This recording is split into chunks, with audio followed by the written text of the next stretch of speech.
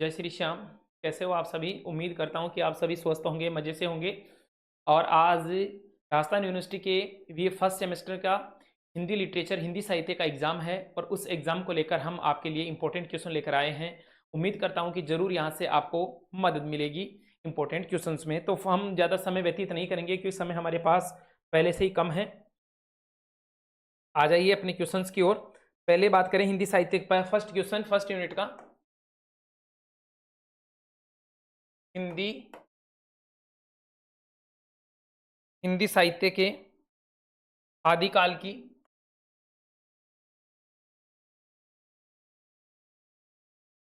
हिंदी साहित्य के आदिकाल की प्रमुख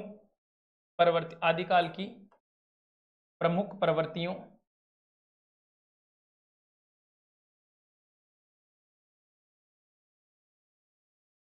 पर प्रकाश डालिए।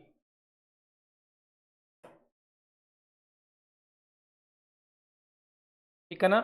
फर्स्ट क्वेश्चन, आदिकाल की जो प्रवृत्तियां हैं उन पर प्रकाश। क्वेश्चन नंबर 2, एक यूनिट से 2 क्वेश्चन लिए हमने। भक्तिकाल हिंदी साहित्य का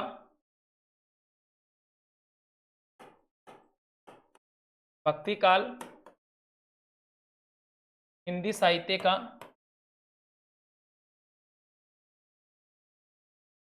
स्वर्ण युग या स्वर्ण काल है।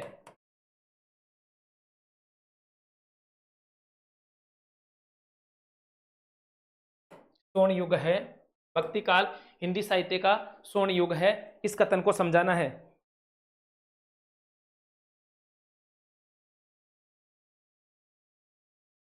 इस कथन के आलोक में भक्ति आंदोलन इस कथन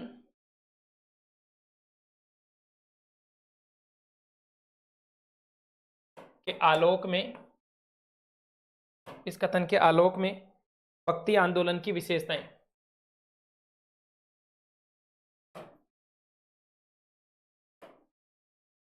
भक्ति आंदोलन की विशेषताएं बतानी है। ओके, क्वेश्चन 2 कंप्लीट हो गए। क्वेश्चन नंबर 3 की बात करें, यूनिट सेकंड से। डोला मारूरा दुआ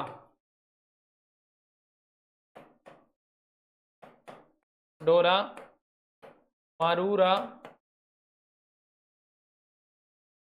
दुहा वीरे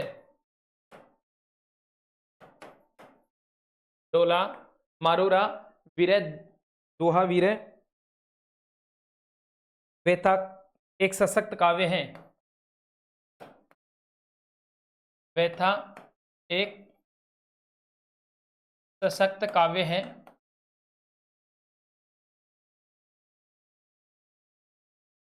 एक सशक्त काव्य है। इस कथन में आलोक इस इस कथन में इस काव्य की समीक्षा कीजिए।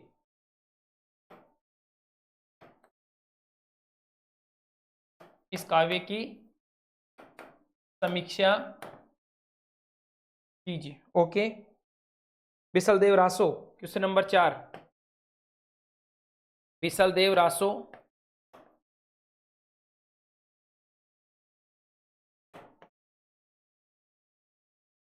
के काव्य सौंदर्य बिसलदेव रासो के काव्य सौंदर्य एवं महत्व। बिसलदेव रासो का क्या महत्व है?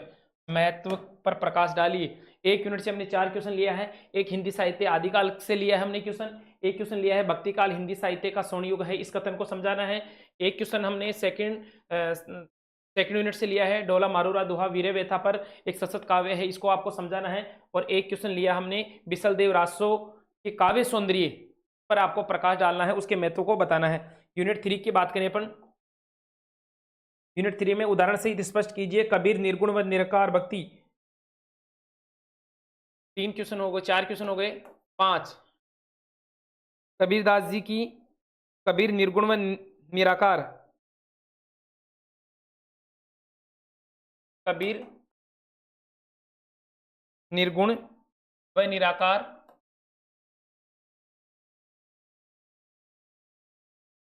निर्गुण व निराकार भक्ति धारा के सर्वोच्च कवि हैं।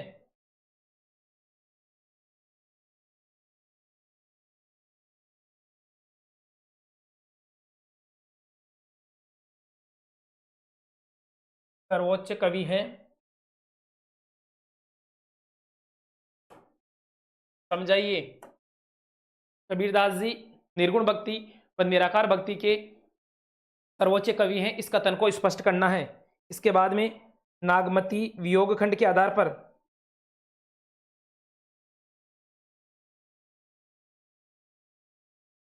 नागमती वियोग खंड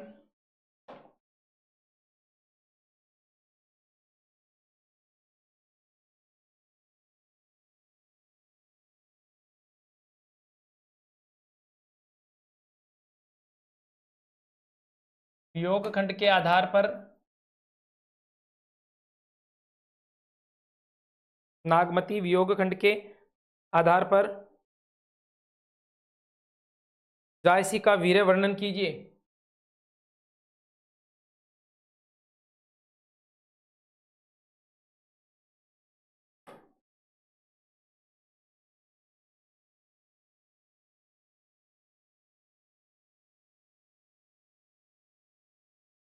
वीर्य वर्णन कीजिए। इसके बाद में यूनिट 4 से सूरदास श्रृंगार,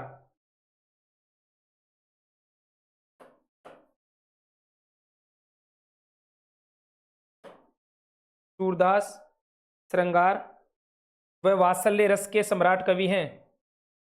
श्रृंगार व वात्सल्य रस के सम्राट कवि हैं।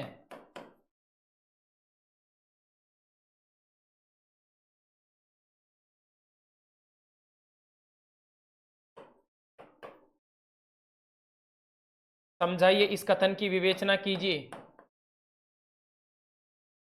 और क्वेश्चन नंबर 8, मीरा के वीर्य वर्णन पर प्रकाश डालिए।